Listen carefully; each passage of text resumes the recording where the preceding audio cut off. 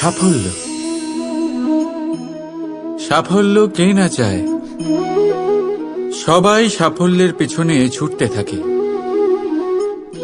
প্রত্যেক ব্যক্তি সাফল্য পেলে উৎসব পালন করে, আনন্দ করে সে। কিন্তু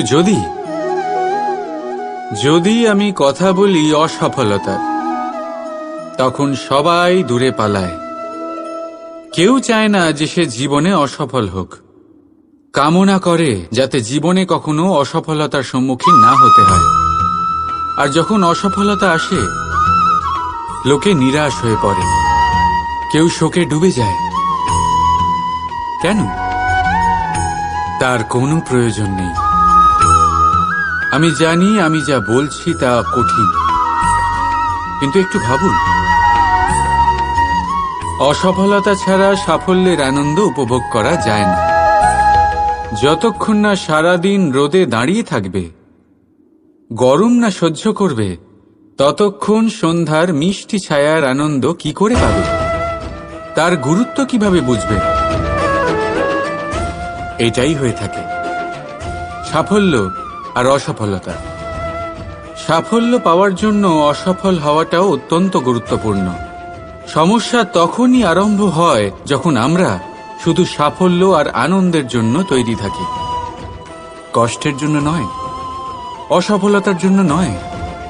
অসফলতার সম্মুখীন হওয়ার জন্য নিজেকে প্রশিক্ষিত করতে পারি না।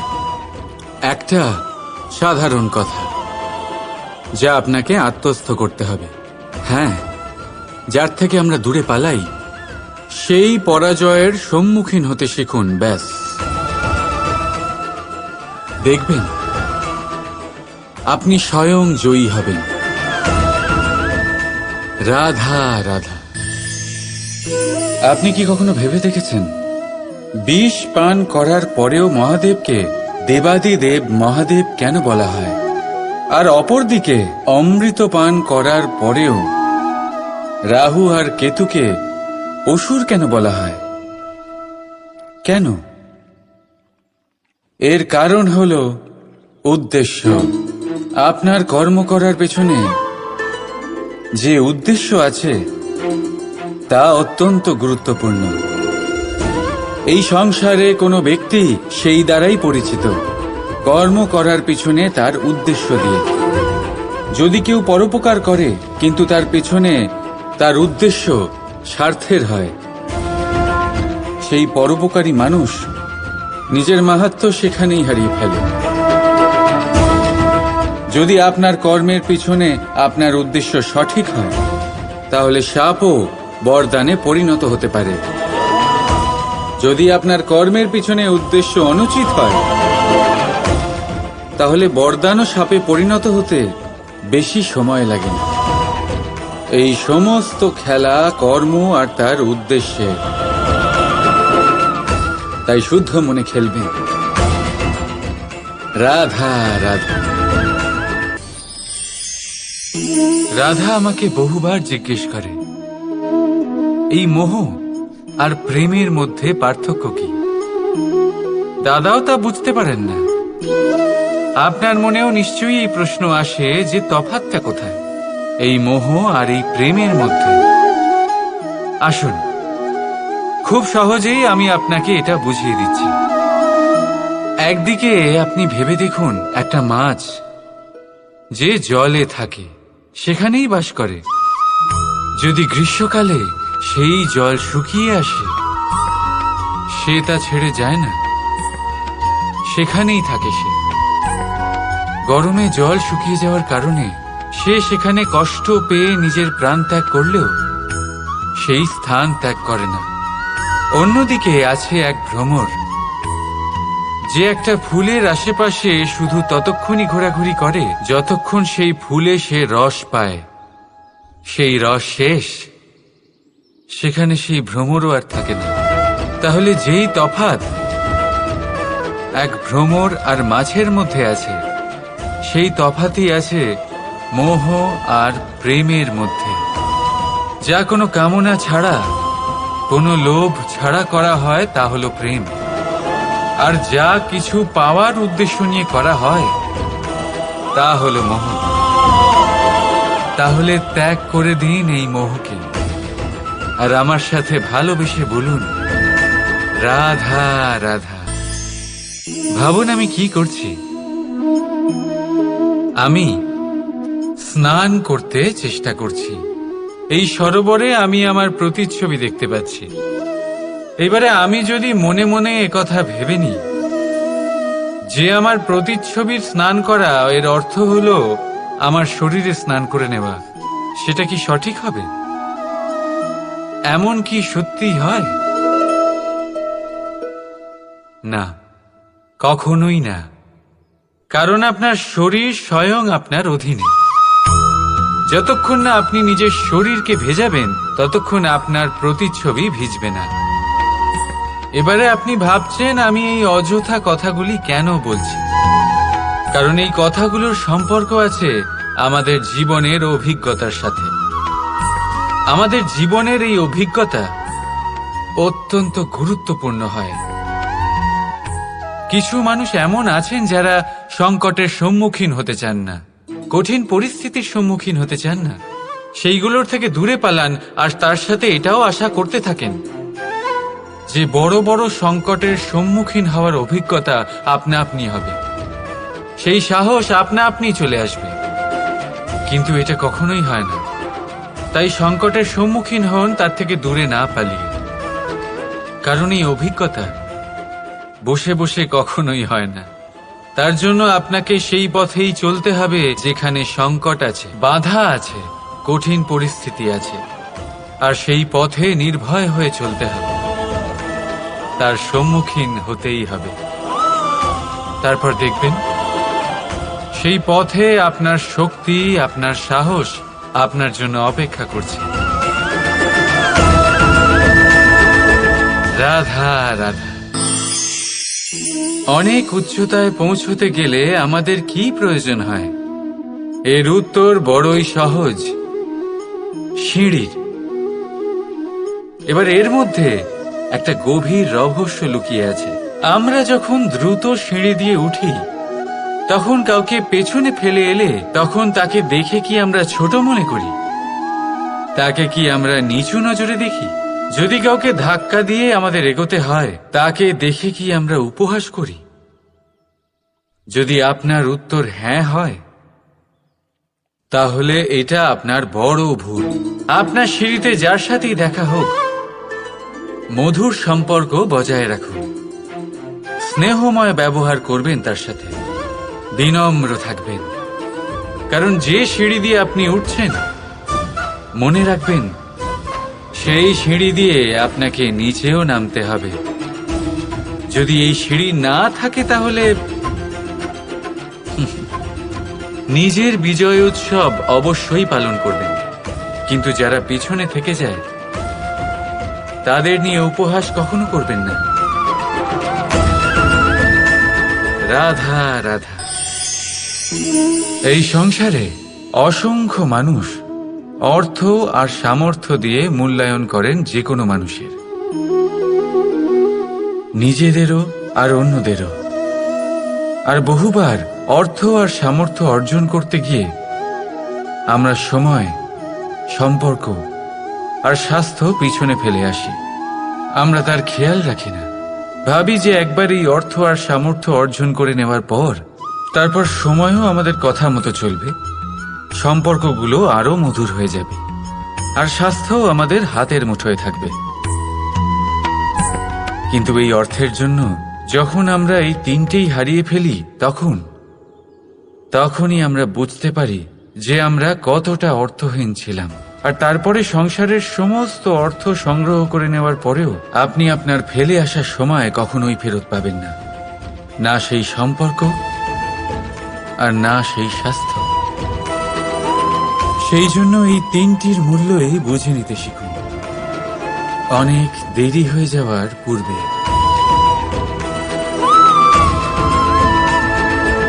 রাধা রাধা। প্রেম। আমরা সকলে প্রেম করি, প্রেম পাওয়ার চেষ্টা করতে থাকি। আর এমনও অনেক মানুষ আছেন যারা প্রেম অর্জন করেও ফেলেন, কিন্তু সেখান থেকে শুরু হয় এক নতুন অধ্যায়ের। আচমকা দুই প্রেমীর কিছু অনুচিত বলে মনে হতে থাকে। আচমকা দুজনে নিজেদের অস্তিত্ব নিয়ে বিচলিত হতে থাকেন। এবার এমন হলে কি করা যেতে পারে?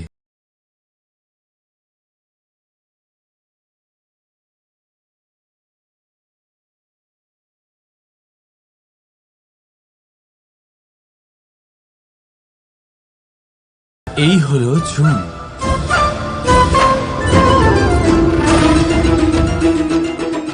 এবার এটাকে দেখুন, যখন চুন আর হলুদকে একসাথে মিলিয়ে দেওয়া হলো, তখন ওরা নিজেদের রং ত্যাগ করে দিয়ে একটা নতুন রং তৈরি করল। প্রেমের রঙও কিছুটা এইভাবে অর্জন করা হয়। এখানে কোনো আমি থাকে না, শুধু আমরা হয়, শুধু একাত্ম হয়। সেই জন্য ত্যাগ করুন নিজের অস্তিত্বকে আর মনের উত্তেজনাকে আলিঙ্গন করুন। তারপর দেখুন আপনার এই প্রেম আপনাকে কোথায় কোথায় নিয়ে যায়। রাধা রাধা। এই পাতাকে দেখুন, কত কোমল, কত শীর্ণ। যদি এর উপরে একটুও জোর খাটান, বেঁকে যাবে। পাতা তো এরকমই হয়, একটু জোর খাটালেই তা বেঁকে যায় এদের নমনীয়তার জন্য। কিন্তু ওদের এই নমনীয়তার জন্য ঝড়ে, বিপর্যয়ে ওরা ভেঙে পড়ার থেকে বেঁচে যায়। যদি এদের বদলে কোনো দৃঢ় বৃক্ষ হয়, তখন হাওয়ার তীব্র গতি সে সহ্য করতে পারে না, তার সম্মুখীন হতে পারে না, ভেঙে পড়ে যায় সে। ঠিক সেই রকমই হয় আমাদের সম্পর্ক। যদি এর মধ্যে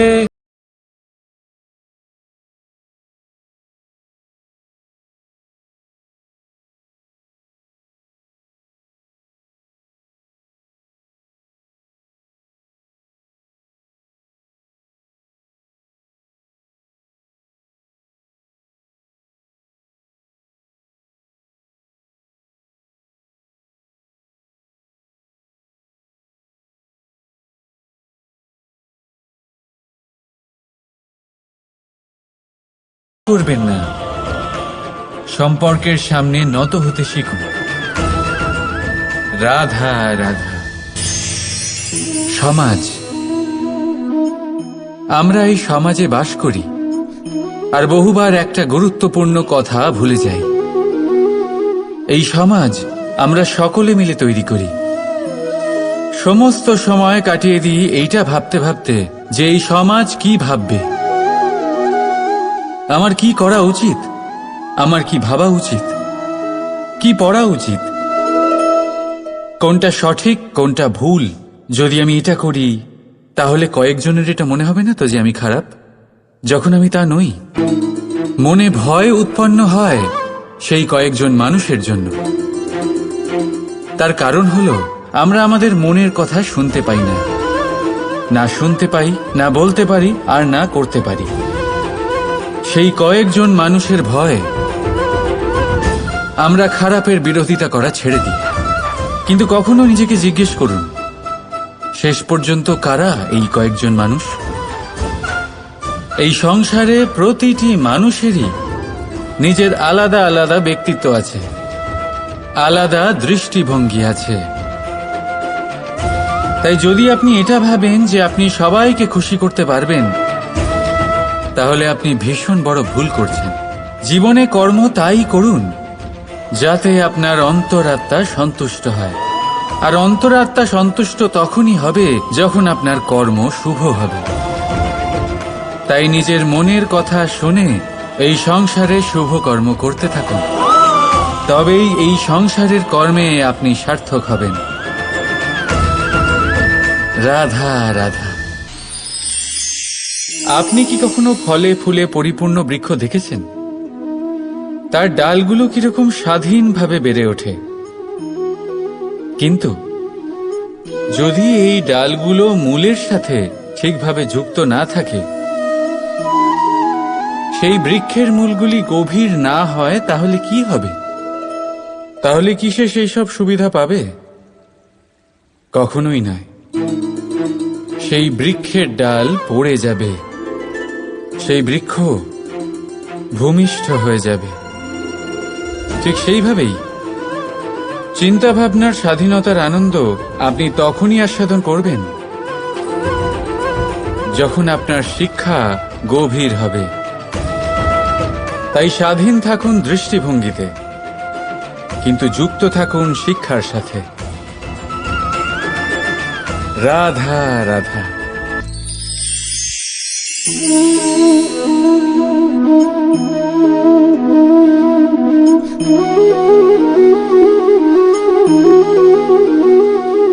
আমার এই ছায়া দেখতে পাচ্ছেন আপনি? প্রকাশের স্রোত যখন মধুর আর দূরে থাকে তখন এই ছায়া লম্বা হয়ে যায়, কিন্তু যেই প্রকাশের স্রোত মাথার উপরে চলে আসে এই ছায়ার আকার ক্রমশ ছোট হতে থাকে, আর অন্ধকারে তো এই ছায়া বিলুপ্ত হয়ে যায়। কিছুটা এরকমই হয় আমাদের অহংকার। সুখের আগমন হলে বৈভবের উপলব্ধিতে এটা বাড়তে থাকে, কিন্তু যেই সংকটের তাপ বেড়ে ওঠে অহংকার ছোট হতে থাকে। আর যখন সংকটের এই অন্ধকার আমাদের চারিদিক থেকে ঘিরে ধরে তখন এই অহংকার আমাদের ছায়ার মতোই বিলুপ্ত।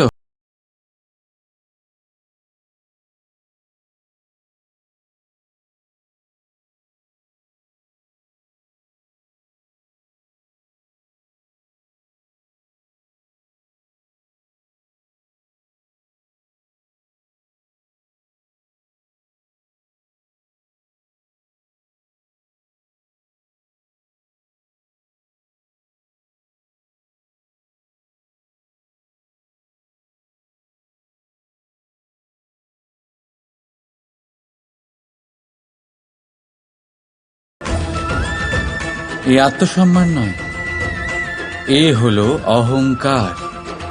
আর অহংকার আর কিছুই নয়, শুধু পতনের দিকে প্রথম পদক্ষেপ। আর এই জীবনে পতনের দিকে নয়, প্রেমের দিকে এগিয়ে যান। আর আমার সাথে ভালোবেসে বলুন রাধা রাধা। এই পুস্তক বড়ই কাজের জিনিস। কাহিনী হোক, কবিতা হোক, স্মৃতি হোক, এতে যাই লিখে দেবেন তা ভবিষ্যতের পুঁজি হয়ে যাবে। কিন্তু যদি কখনো এমন হয় যে এই পুস্তক ময়লা হয়ে যায়, বা যদি কোনো পাতায় আপনি ভুল করে কালি ফেলে দেন, বা কোনো বাক্য লিখতে গিয়ে আপনি ভুল করে ফেলেন, তাহলে আপনি কি করেন? সেই পুস্তক কি আপনি তুলে ফেলে দেন? না, তাই তো? শুধু একটা পাতা ছিঁড়ে ফেলেন যাতে সেই পুস্তক সঠিক থাকে, সুন্দর হয়ে ওঠে। এই পুস্তকের মতোই হয় আমাদের সম্পর্ক। তার সেই এক পাতা, একটা ভুল। তাই যে কোনো সম্পর্কে যদি কারোর কোনো ভুল হয়ে গিয়ে থাকে তাহলে সেই ভুলকে সম্পর্ক থেকে দূরে করা সঠিক হবে, সেই ভুলকে ভুলে যাওয়াই সঠিক হবে। সেই সম্পর্ক ভাঙা নয়, সেই সম্পর্ক সামলে রাখুন। কারণ ভুল তো সবার দ্বারা হয়। যদি এরকম করেন তবেই জীবনরূপী পুস্তক আরো সুন্দর হয়ে উঠবে। একে অপরকে ক্ষমা করতে শিখুন, একে অপরের ভুলকে ভুলে যেতে শিখুন। তারপর দেখবেন এই জীবনে আরো আনন্দ আসবে, আর এই সম্পর্ক নিঃশ্বাস নিতে থাকবে। রাধা রাধা। দাদা আমাকে বহুবার জিজ্ঞেস করেন যে কানাই, তুমি রাধার সাথে এই সংসারকে প্রেম শেখাতে এসেছো, তাহলে কেন তুমি রাধাকে এত বিরক্ত করো? কেন ও তোমাকে বিরক্ত করে? কেন এই ঝগড়াঝাটি হয়? কেন এই টানাপোড়েন চলে? এবার এটা